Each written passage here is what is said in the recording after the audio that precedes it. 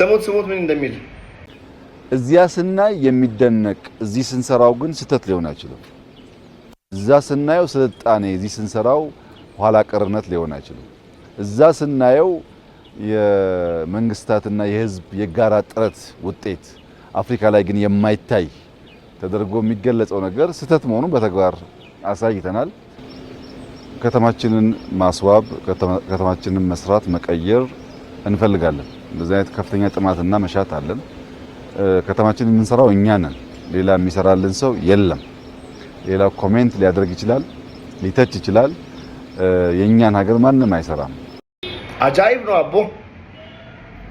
ቆይ ለምንድን ነው የምታስለቅሳቸው? ያፈርሳል ሲሉ ትገነባለህ፣ አበላሽ ሲሉ ታስተካክላለህ። ምን ልበል? እኔ እኮ ቃል አጣረኝ። አባቴ ይመች።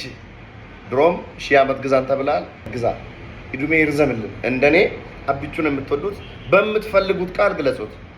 ይመቻችሁ።